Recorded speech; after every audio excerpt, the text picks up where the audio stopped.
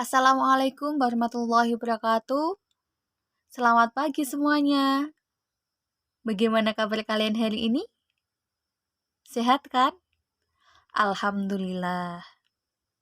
Sebelum pembelajaran dimulai, mari kita berdoa sesuai dengan agama masing-masing. Berdoa dimulai. Berdoa selesai.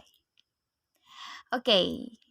Meskipun kita belajar secara daring, Ibu harap tidak menyurutkan semangat kalian untuk tetap semangat belajar walau dari rumah, sehingga cita-cita yang kalian inginkan dapat tercapai. Pada kesempatan ini, kita akan belajar mengenai ruang dan interaksi ruang pada bab 1. Nah, apa yang kalian ketahui mengenai ruang? Dan sebenarnya, apakah makhluk hidup itu memerlukan ruang atau tidak memerlukan ruang untuk bisa melangsungkan hidupnya? Apa ya? Ya, benar sekali. Makhluk hidup itu memerlukan ruang untuk bisa melangsungkan hidupnya. Karena tanpa adanya ruang, manusia dan semua makhluk hidup lainnya tidak memiliki tempat untuk melangsungkan kehidupannya. Sehingga ruang merupakan tempat di permukaan bumi, baik secara keseluruhan maupun hanya sebagian yang digunakan oleh makhluk hidup untuk tinggal. Ruang tidak hanya sebatas udara yang bersentuhan dengan permukaan bumi, tetapi juga lapisan atmosfer terbawah yang memengaruhi permukaan bumi. Dalam UU nomor 26 tahun 2007 mengenai penataan ruang, ruang dijelaskan sebagai wadah yang meliputi ruang darat, ruang laut, dan ruang udara. Bahkan termasuk ruang di dalam bumi sebagai suatu kesatuan wilayah tempat manusia dan makhluk hidup lain melakukan kegiatan dan memelihara keberlangsungan hidupnya. Sehingga ruang dalam cakupan perairan itu bisa kita lihat seperti adanya lautan, terus ada sungai, dan juga danau. Sedangkan ruang dalam cakupan daratan bisa berupa gunung, ada hutan, dan juga ada gurun. Nah, berbagai ruang yang ada di permukaan bumi memiliki karakteristik yang khas, sehingga tercipta sebuah perbedaan antara ruang yang satu dengan ruang yang lainnya. Seperti contoh, untuk daerah pegunungan memiliki suhu yang dingin, sehingga orang-orang di sekitar menggunakan pakaian yang tebal. Berbeda dengan daerah pesisir. Di pesisir, suhunya lebih tinggi, sehingga orang-orang yang tinggal di daerah pesisir mengenakan pakaian yang lebih tipis. Komoditas yang dihasilkan dari dua daerah itu pun juga berbeda. Wilayah pegunungan umumnya merupakan penghasil sayuran, sedangkan di daerah pesisir menghasilkan ikan maupun garam. Penduduk daerah pantai membutuhkan sayuran dari daerah pegunungan, dan begitu juga sebaliknya. Penduduk dari daerah pegunungan membutuhkan ikan dari penduduk daerah pantai. Kedua wilayah kemudian saling berinteraksi melalui aktivitas perdagangan. Nah, hal tersebut yang menghasilkan adanya interaksi antar ruang.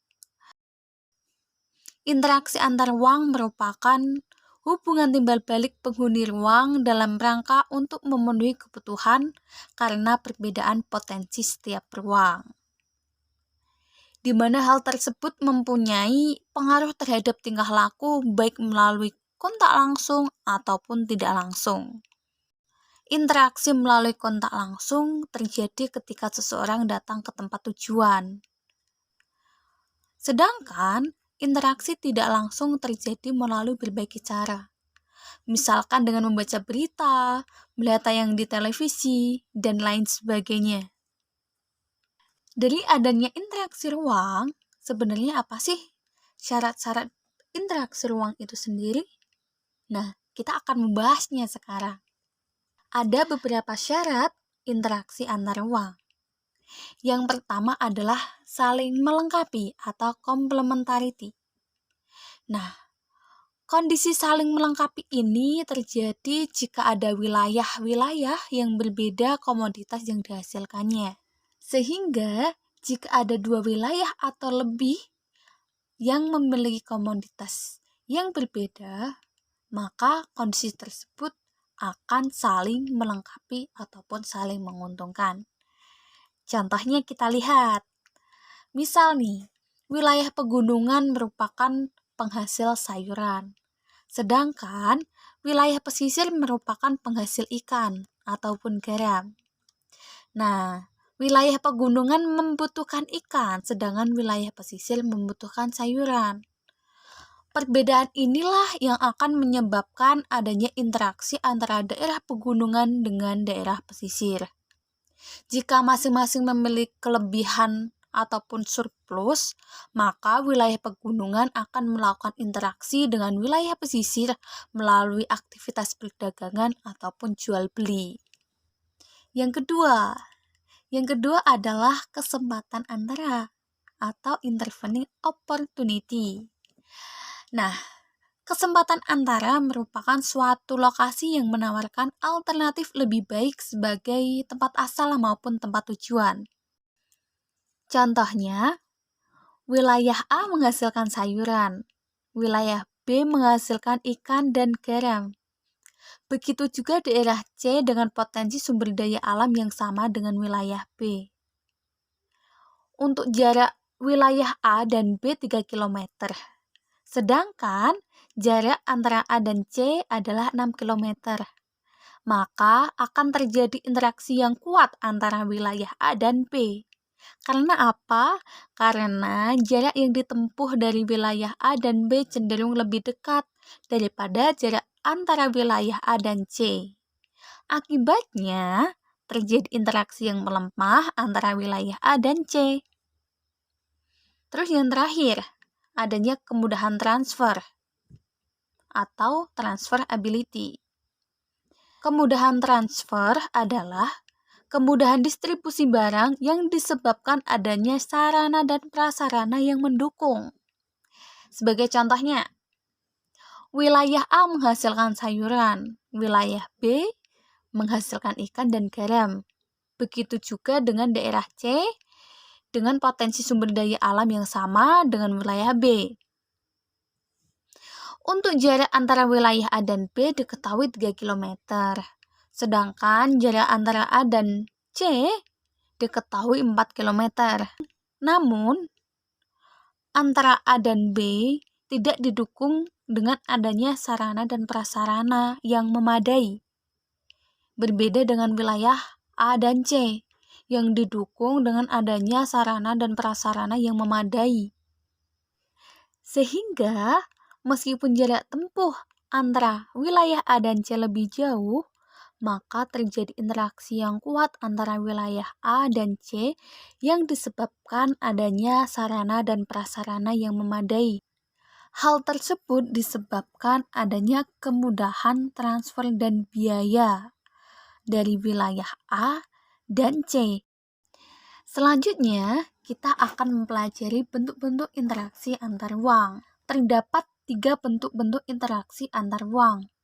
Yang pertama, mobilitas penduduk. 2, komunikasi. Dan yang ketiga adalah transportasi. Nah, mobilitas penduduk adalah bentuk interaksi antar ruang dalam bentuk pergerakan dan perpindahan manusia dari satu ruang ke ruang lainnya.